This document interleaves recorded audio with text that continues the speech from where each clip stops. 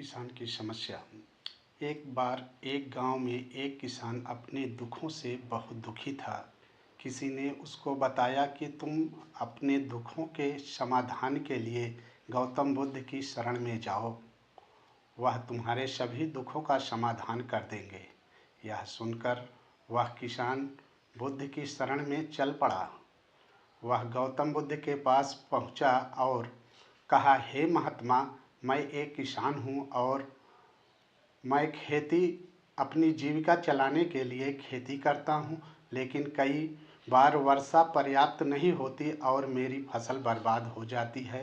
किसान ने आगे कहा, मैं विवाहित हूँ, मेरी पत्नी मेरा ख्याल रखती है और मैं उससे प्रेम करता हूँ, लेकिन कभी कभी वह मुझे परेशान करती है, जिससे मुझे लगता है कि मैं उससे उकता गया हूँ और मुझे लगता है कि अगर वह मेरे जीवन में नहीं होती तो कितना अच्छा होता।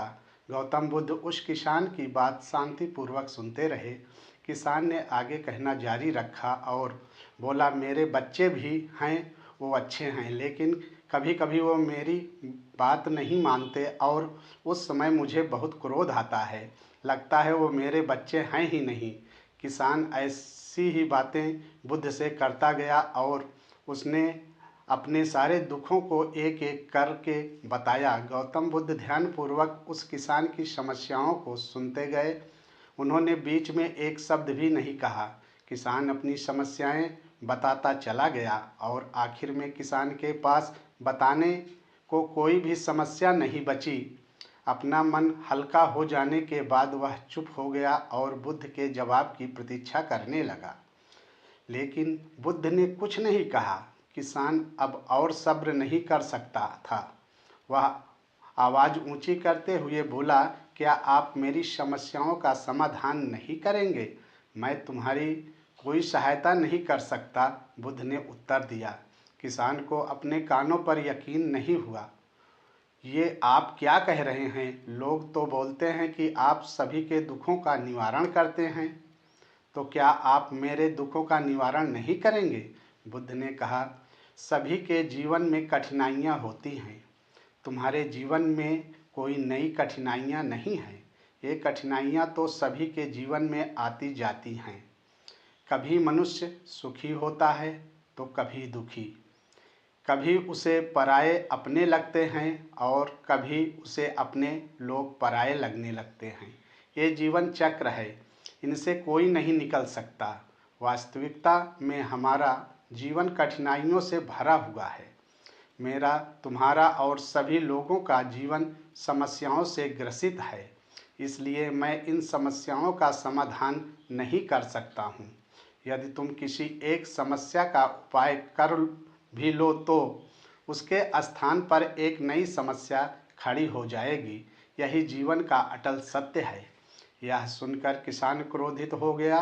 बोला, सब लोग कहते हैं कि आप महात्मा हैं।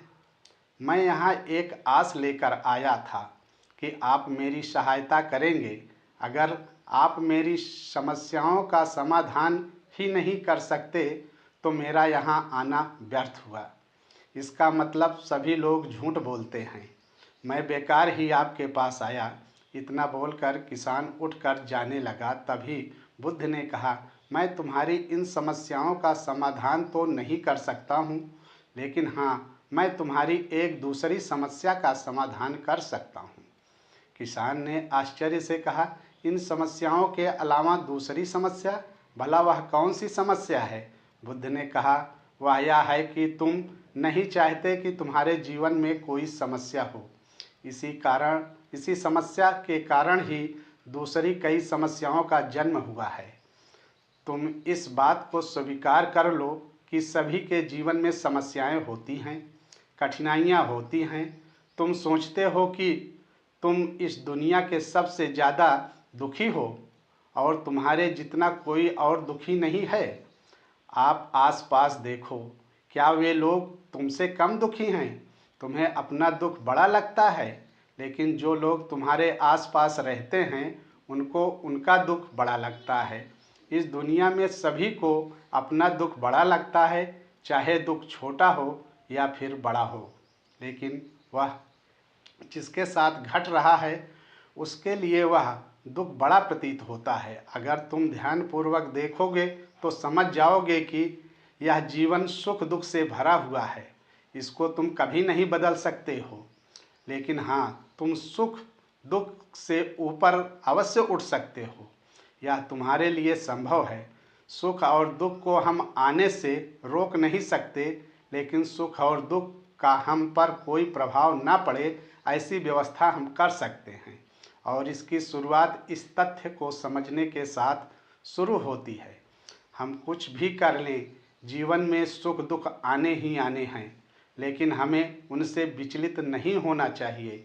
इसलिए आज से तुम यह चाहना छोड़ दो कि तुम्हारे जीवन में कोई समस्या ही ना आए और तुम अपने जीवन में आने वाले सुख दुख को स्वयं में समा सकोगे। तूफान के मध्य में भी शांत रह सकोगे और हर्षोल्लास के शोर में भी संतुलित रह पाओगे। किसान बुद्ध के चरणों में गिर पड़ा। वह समझ चुका था कि अब उसे क्या करना है। मित्रों, यह जीवन सुख दुख से भरा हुआ है। ऐसे में यह सोचना गलत है कि दुख कभी आए ही नहीं। इस कहानी में भगवान बुद्ध द्वारा कही गई बातें हमें दुख से घबराने या सुख में अत्यंत उत्साहित होने की जगह एक संतुलित जीवन जीने का संदेश देती हैं। यदि आपको ये कहानी पसंद आई हो तो कृपया इसे अपने दोस्तों को शेयर करें, लाइक करें और सब्सक्राइब करें। धन्यवाद।